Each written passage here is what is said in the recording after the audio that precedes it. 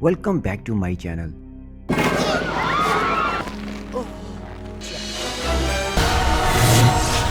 Fantastic four 4 लोगों की कहानी है जिनके पास खास किस्म की सुपर पावर्स हैं।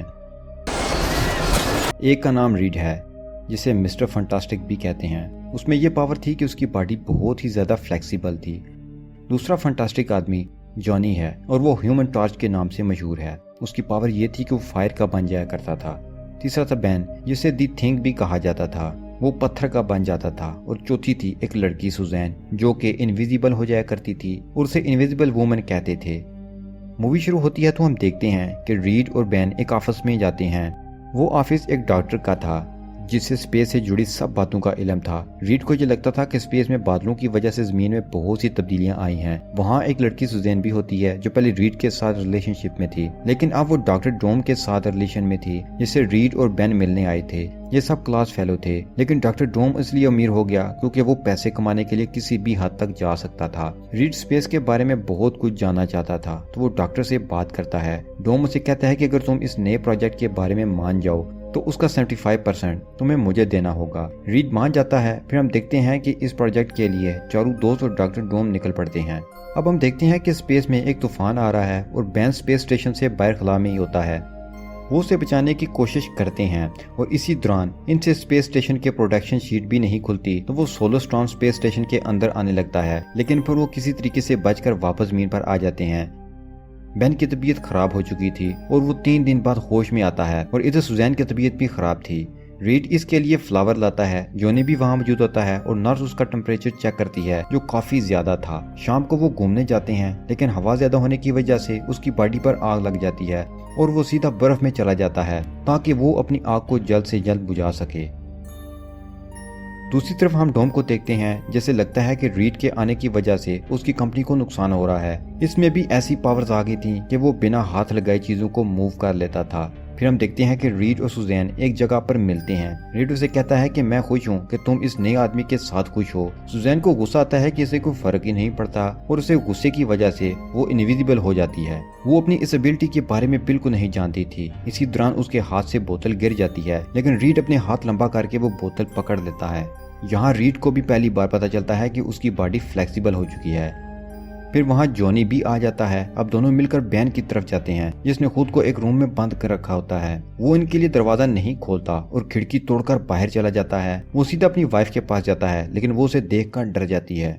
वो बहुत दुखी हो जाता है और अगले दिन वो ब्रिज के किनारे बैठा होता है। तभी वहाँ एक आदमी आता है जो खुदकुशी करना चाहता था। बैन उसे बचाने आगे आता है, लेकिन इसी दौरान ब्रिज पर एक एक्सीडेंट हो जाता है। उसके बाकी तीनों दोस्त भी ब्रिज पर मौजूद थे जो उसी की तरफ आ रहे थे। ये लोग मिलकर एक्सीडेंट्स को रोकने लगते हैं, जिन्हें देखकर लोग हैरान हो जाते हैं और बाद में उनके लिए क्लैप भी करते हैं। वहाँ बैन की बीवी भी आती है और वेडिंग रिंग उतारकर वहाँ रख जाती है, जिससे बैन दुखी हो जाता है। लेकिन रीड उसे हौसला देता है कि फिक्र ना करो, हम पहले जैसे हो जाएंगे। अब इन चारों की टीवी पर न्यूज आने लगी थी। लोग इन्हें अपना हीरो कह रहे थे। फिर वो एक जगह जाते हैं जहां लोग कार्ड्स उठाए इनको देखने आए होते हैं। साथ में वो बैन से भी डर रहे होते हैं। तभी वहां डॉक्टर डोम भी आ जाता है जो सुजैन को साथ चलने का कहता है। रीड वहां आ जाता है तो डोम के गुस्से की वजह से लाइट ऑन ऑफ होना शुरू हो जाती है, यानी अब डोम के पास भी अजीब व गरीब ताकतें थी। तभी वहां बैन आता है जो पूरे का पूरा पत्थर का बन चुका था, तो डॉक्टर डोम उसे डर जाता है और वहां से चला जाता है। अब उसे फील हो रहा था कि जैसे उसकी बॉडी मेटल बन रही हो। वो ये बात डॉक्टर से शेयर करता है तो वो डॉक्टर से बताता है कि 2-3 दिन में तुम पूरे के पूरे मेटल में तब्दील हो जाओगे और इस तरह की बीमारी मैं पहली बार देख रहा हूँ। तो ये बात सीनियर डॉक्टर्स तक पहुँचानी होगी। टॉम नहीं चाहता था कि उसका राज खुले, इसलिए वो उस डॉक्टर को ही मार देता है। फिर वो वापस आता है और इन स्पेस कॉस्ट्यूम्स को सीने लगता है ताकि वो अपनी अपनी एबिलिटीज के लिहाज से कॉस्ट्यूम्स पहन सकें। रीड उन्हें वो मशीन दिखाता है जिससे वो दोबारा नॉर्मल हो सकते थे, लेकिन वो कहता है कि उसका एक रिस्क भी है, यानी कि या तो हम बिल्कुल ठीक हो जाएंगे या फिर हमारे अंदर बहुत ज्यादा एबिलिटीज आ जाएंगी। फिर हमें पता चलता है कि कुछ लोग डॉक्टर डोम की कंपनी पर कब्जा करना चाहते थे। डॉक्टर डोम को यहाँ ये भी पता चलता है कि उसकी एक पावर ये भी है कि वो करंट स्टोर कर सकता है और उसे इस्तेमाल भी कर सकता है। तो फिर वो उस आदमी के पास जाता है और उस आदमी को करंट लगाकर मार देता है। दूसरी तरफ हम जॉनी को देखते हैं जो अपनी बाइक लेकर स्टंट्स करने बाहर निकल जाता है। हालांकि उसे मना भी किया गया था। बाकी तीनों से वापस बुलाने जाते हैं, लेकिन उसे तो मशहूर होने का जुनून सवार था। फिर वो वापस आ जाते हैं। फिर हम देखते हैं कि बेन एक बार में बैठा है और उसे एक लड़की अच्छी लगने लगती है। इनफैक्ट वो लड़की अंधी थी और देख नहीं सकती थी, तो वो बेन के पास आकर बातें करने लगती है और उसे बेन से डर भी नहीं लग रहा था। दूसरी तरफ हम देखते हैं कि डॉक्टर डोम जो रीड से बहुत नफरत करता था, इसलिए वो उसके ऑफिस में कैमरास लगा देता है ताकि वो उसे मॉनिटर कर सके। फिर वो बेन के पास जाता है और उसे कहता है कि रीड तुम्हें ठीक ही नहीं करना चाहता, वो तो सिर्फ सुजैन से प्यार करता है। तभी रीड और सुजैन वहाँ पर आते हैं, तो ये देखकर बेन काफी गुस्सा हो जाता है और वहाँ से चला जाता है। फिर हम देखते हैं कि रीड खुद पर इस मशीन से एक्सपेरिमेंट करने लगता है, लेकिन वो मशीन अभी तैयार नहीं हुई थी, तो वो एक्सपेरिमेंट फेल होता है। फिर डोम बेन को बताता है ताकि वो उस पर एक्सपेरिमेंट कर सके। बेन की बॉडी से जितनी भी पावर निकलती है वो उन्हें खुद एब्जॉर्ब कर लेता है और ज्यादा पावरफुल हो जाता है। यहाँ बेन काफी वीक हो जाता है।